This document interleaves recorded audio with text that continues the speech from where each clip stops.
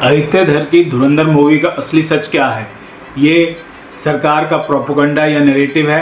चलो आज इस मूवी के बारे में बात करते हैं। धुरंधर मूवी तो आपने अब तक देख ली होगी या किसी जानने वाले से या सोशल मीडिया से उसकी स्टोरी का आपको पता चल गया होगा। बात करते हैं कैसे एक मूवी आपकी सोच को बदल सकती है। पहले के समय में सरकारों और पार्टियों को पैसा खर्च करना पड़ता था अपना नैरेटिव सेट करने के लिए, लेकिन अब ये नया तरीका निकल चुका है। मूवी बनाओ और लोगों की सोच को ही बदल दो। और सबसे बड़ी बात, पैसा भी लोग खुद देंगे, 400 से 500 रुपए पर टिकट देके, और उनकी सोच को उस तरह से फ्रेम कर दिया जाएगा। मतलब खर्चा भी आपका और आपको दिखाया भी वही जाएगा जो आप देखना चाहते हो। तो अब हम मूवी पे आते हैं। मूवी की शुरुआत होती है पाकिस्तान से। भीड़ लगी हुई है, सारी तरफ आग लगी हुई है, 2 लोगों को जिंदा जला दिया जाता है सिख बोल के।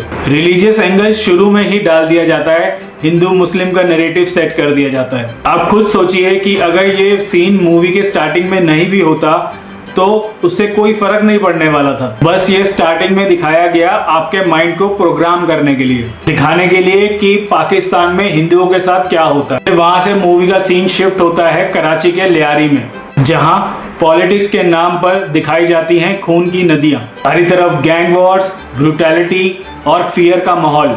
यहाँ एक सटल फ्रेमिंग होती है आपके दिमाग की। आपके दिमाग में बिठाया जाता है कि ये है असली पाकिस्तान, और इनडायरेक्टली आपको फील कराया जाता है कि इंडिया इतना भी बुरा नहीं है। यहाँ तक आपसे पैसा ले लिया गया है, आपको सीटों पर बिठा दिया गया है और आपके दिमागों को प्रोग्राम कर दिया गया है इस तरह से कि आप आगे की कहानी को देख सकें और डाइजेस्ट कर सकें। अब शुरू होता है कहानी का मेन नैरेटिव। पिछले 10 से 14 सालों में जो भी डिसीजन लिए गए सरकार के द्वारा, उनको इस तरह से दिखाया जाता है कि वो सारे आपको हीरोइक लगे। फिर आता है डीमोनेटाइजेशन 2016 वाला वो एंगल जो हम सबको अच्छे से याद होगा। मूवी में इसको बहुत ही स्ट्रॉन्ग डिसीजन की तरह दिखाया गया। यूपी के इलेक्शन में फंडिंग होती है, 11,000 करोड़ ऑलरेडी यूपी में आ चुके हैं, 60,000 करोड़ और आने वाले हैं। इसलिए सरकार द्वारा ये डिसीजन लिया गया, डीमोनेटाइजेशन की गई टेररिज्म की कमर तोड़ने के लिए। लेकिन सवाल यहाँ पे ये है, उस समय आम लोगों के साथ क्या हुआ? लंबी लंबी लाइनें लगी, कैश की कमी हो गई सिस्टम में, कई रिपोर्ट्स में तो मौत की खबरें तक भी आई। और रिजर्व बैंक ऑफ इंडिया की रिपोर्ट के अनुसार करीब 99% नोट सिस्टम में वापस आ गए। तो क्या टारगेट अचीव हुआ इस नोटबंदी से? यह मूवी दिखा के ये नैरेटिव बनाया जा रहा है और अपनी गलतियों को छुपाया जा रहा है। फिर आता है अतीक अहमद वाला एंगल। मूवी में उसे एक बहुत बड़ा क्रिमिनल दिखाया जाता है और बाद में उसी से कहलवाया जाता है कि चाय वाला मेरे अंदर घुस के फट गया। और इसे कहते हैं brand positioning, positive marketing from strong negative character. भाई लगे आतंकवादियों ने भी मोदी जी के आगे सरेंडर कर दिया। हमजा बोलता तो इतना स्ट्रॉन्ग नहीं लगता, अतीक अहमद ने बोला तो इससे लोगों की तालियां भी मिली। और फिर दिखाया जाता है कि सरेआम उसका कत्लेआम हो जाता है। लेकिन यहाँ पे सवाल ये है, अगर वो इतना बड़ा क्रिमिनल था तो सिस्टम में इतना बड़ा बना कैसे?